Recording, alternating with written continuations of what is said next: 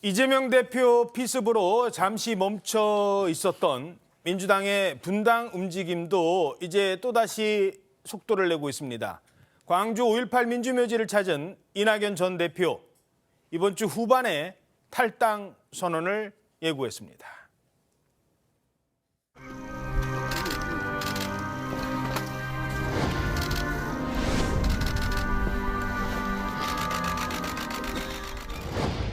이것은 야권의 재건과 확대의 작업입니다. 이번 주 후반에는 제가 인사를 드리고 용서를 구해야 하지 않겠나 생각합니다. 나라를 망가뜨리고 있는 양당 독점의 정치 구도를 깨고 국민들께 새로운 희망의 선택지를 드리는 일에 뜻을 같이 하는 사람이라면 누구든지 협력해야 한다고 생각합니다. 이번 주가 구체적으로 날짜도 혹시 나왔습니까? 아마 오는 10일, 그러니까 이번 주 금요일 정도가 될 가능성이 높다고 하는데요. 예. 얘기를 들어보니까 원래는 그 지난주 후반에 기자회견을 할 계획이었다, 이렇게 알려지고 있습니다. 탈당에 대한 본인의 소회, 또 왜 내가 당을 떠나는지에 대한 설명을 하고 국민들의 이해를 구하겠다, 이런 자리를 마련하려고 했는데, 말씀 지금 계속했던 대로 지난 2일에 이재명 대표 피습 사건이 벌어지면서 일주일 정도 일정이 수년된 거라고 하고요. 다만 이번 주 회견에서 뭐 창당준비위원회 등 신당 추진 과정에 대해서까지 구체적으로 설명하기는 아직 조금 이르다, 뭐 당명 발표 이 수준까지 가기는 아직 조금 이르다라는 입장인 것 같고, 다만 당의 이제 최후의 이제 본인의 입장문, 생각들을 한번 정리해서 기자들과 국민들에게 알리는 기회를 마련하겠다, 이런 입장인 걸로 알려지고 있습니다. 이낙연 전 대표보다 조금 더 빨리 민주당을 떠나겠다라는 또는 뭐 비판의 목소리를 높였던 사람들이 있죠. 그중에 한 분이 바로 이상민 의원인데, 이상민 의원은 국민의힘에 아마 오늘 입당식 한다고 해요. 이렇게 알려져서 잠시 뒤에 전해드리고, 그 탈당할지 말지 되게 고민이 많았던 원칙과 상식의 4명, 나머지 4명, 이분들은 어떻게 되는 겁니까? 이분들도 이르면 이번 주 수요일이죠. 10일 날 탈당 선언을 할 거다. 지금 원칙과 상식, 그러니까 비명계 의원들 관계자가 얘기를 하고 있습니다. 지난주에 이제 이번 주는 탈당 결의를 하겠다, 이렇게 내부적으로는 결론을 냈다고 하는데, 탈당 쪽으로 가는군요. 네, 뭐 불출마를 할지 아니면 당에 남아 경선을 할지 아니면 탈당하고 제3지대를 모색할지, 이런 여러 가지 안을 두고 고민이 깊었는데, 결국에는 이제 탈당 쪽으로 좀 더 무게가 기울었다, 이런 얘기가 나오고 있습니다. 다만 이제 어제 보도 이후에 오늘 이원욱 의원은요, 아직은 뭐 최종적으로 결정한 단계다 아니다, 이러면서 끝까지 이제 심기일전하는 모습을 보이고 있는데요. 아마 지역구 이제 주민들의 연락들이 많이 오고, 지역에서는 당에서 좀 더 정정당당하게 지역구를 좀 사수해달라, 이런 당원들의 목소리도 일정 부분 작동하는 걸로 보여지고 있어서요. 특히나 경선을 치르더라도 조금 우세하고 비명계 의원들 입장에서도 승산이 있는 지역구를 둔 의원들 같은 경우에는 특히나 당원들의 요구가 좀 크기 때문에 그 부분이 아마 막판까지 고민을 치러질 걸로 보입니다. 다만 이 4명이 만약에 탈당을 감행하게 된다면 동시 탈당을 진행하겠다, 이런 입장은 견지하고 있는데, 이렇게 될 경우에 당장 신당을 꾸리거나 아니면 이낙연 전 대표의 신당으로 합류하는 이런 모양새보다는 신당에 버금가는 일종의 연합 플랫폼을 만들어서 이 플랫폼으로 외곽에 있는 제3지대에 있는 이준석 전 대표나 이낙연 전 대표 쪽, 그리고 또 금태섭 전 의원이나 양양자 의원의 신당까지도 모두 포섭해서 이 제3지대에 있는 인물들이 하나로 규합할 수 있는 플랫폼을 이 비명계 의원들이 만들겠다. 그때는 혁신계 의원으로서 일하겠다. 현역 의원의 메리트를 실현시키겠다. 지금 이런 구상을 하고 있는 걸로 알려지고 있습니다. 지금 이 4명의 의원들이 왜 또 언론의 관심을 모을 수밖에 없냐면, 이분들은 민주당에 끝까지 어떻게든 남아서 어떻게 해보겠다라고 했는데 지금 탈당을 한다는 거고, 또 하나는 기호와도 연관이 있어요. 기호. 1번이냐 2번이냐는 아니겠죠. 누가 3번을 받느냐. 이게 현역 의원이 몇 명 있냐는 건데, 지금 이준석 전 대표는 현역 의원이 없어요. 현재까지는. 이낙연 대표 지금 나갔죠. 근데 아마 그 깃발로 모인다면, 그 깃발로 안 간다 하더라도 현역 의원 4명, 현재까지는 현역 의원이 제일 많은 기호 3번을 받을 수 있는 이런 모임이거든요. 예. 일단 기본적으로 이 4사람은 4번 정도, 죄송합니다. 뭐 정의당이 있으니까 예. 4번이 될 수도 있고, 몇 명이 더 한 2명만 더 참여하면은 3번이 될 수 있는 예. 그런 상황이죠. 아니 한 명 정도면 되겠네요. 유호정 의원 같은 경우는 또 지금 나왔으니까. 나왔다고 볼 수 있으니까요. 그러면 제가 이 네 사람의 생각은 무엇이냐? 기본적으로 지금의 현 정치를 바꿔봐야 되겠다라는 게 큰 대의라고 저는 생각을 해요.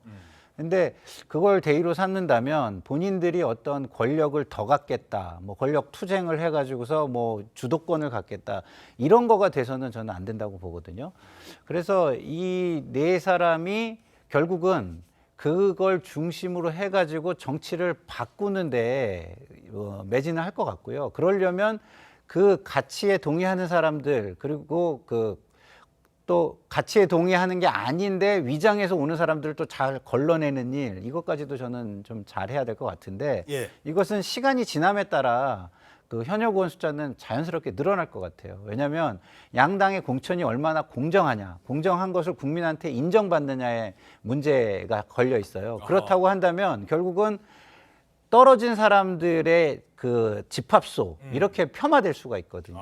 그러나 공천이 별로 그렇게 공정하다고 인정받지 못하고 사당화를 위한 공천 학살이라고 된다면 거기에서 떨어져 나오는 사람들이 상당수 그 다른 당으로 가는 것이 명분을 좀 인정받을 수 있고 그 당도 그런 사람들과 함께 하는 것이 그렇게 비난의 대상이 안 될 수 있거든요. 예. 그렇다고 한다면 시간이 지나면 지남에 따라 양 당에서 수십 명의 현역들이 합류할 수 있는 가능성이 있다라는 생각이 듭니다. 예. 자, 그런가 하면 여권에서는 이준석 전 대표가 창당 작업에 속도를 내고 있습니다. 오늘자 조선일보 사면입니다. 소셜미디어로 당원 모집을 했는데 한동안 이 당원 증가세가 조금 정체돼 있는 듯 했어요. 한동훈 효과 막 불어올 때는. 근데 요즘에 4만 명을 넘겼다. 이런 기사가 지금 들려오고 있습니다. 자, 이준석 전 대표 한편 온라인 당원 모집과는 별개로 지난 6일에는 대구에서 길거리 당원 모집에 직접 나서기도 했습니다. 막 사람들 만났겠죠. 대구 사람들 이분 저분 만났겠죠. 근데 보수의 심장이라는 곳이잖아요. 그랬더니 한 분이 나타나서 이런 상황이 발생했습니다. 뭉쳐주세요. 자파 이기려면은 모두가 뭉쳐야 되잖아요. 지금 대통령이 보수 제대로 하고 있으면 이런 일 안 생깁니다. 자, 우리 보수 흩어지면 어떡해요? 뭐 이런 걱정 어린 목소리인데 어떻게 보셨습니까? 저는 이준석 전 대표의 창당 시도가 좀 늦었다라고 생각을 해요.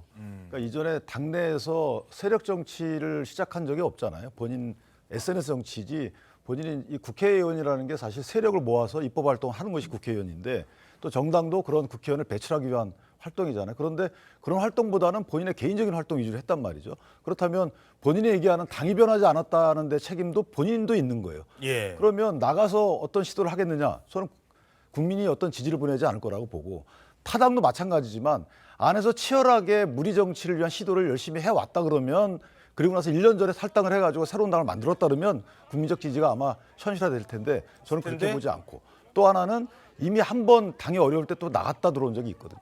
그렇다면 국민 당원들이 볼 때 저분의 당을 보는 시각이 뭐냐, 당이 도구냐, 당이 목적이냐 여기에 대한 국민적 판단도 있을 것 같아서 제가 4만 명의 당원 또는 이제 유료 당원이 한 2만 명 된다고 하는데요. 그 당원들의 숫자라는 것은 본인에 대한 지지율을 비춰보면 최종 당원들의 숫자를 봐야 되겠지만 저는 파격적으로 보지 않습니다. 따라서 본인이 생각하는 정치적 비전을 먼저 얘기하고 그 뒤에 그 정치적 비전을 펴기 위해서 당에서 어떤 활동을 했는지에 대해서 본인이 한번 되돌아볼 필요가 있다. 그래서 자, 그러면 지금 이제 시청자 여러분들께서 궁금할 건 자, 이낙연 신당, 이준석 신당 각각 따로 갈 건지 아니면 결국은 뭉칠 건지 어떻게 분석하십니까? 저거 예측하는 것이 쉽지가 않죠. 그러나 이제 양쪽 모두에서 이렇게 뭉쳐야 된다 하는 목소리들은 굉장히 많이 나오고 있어요.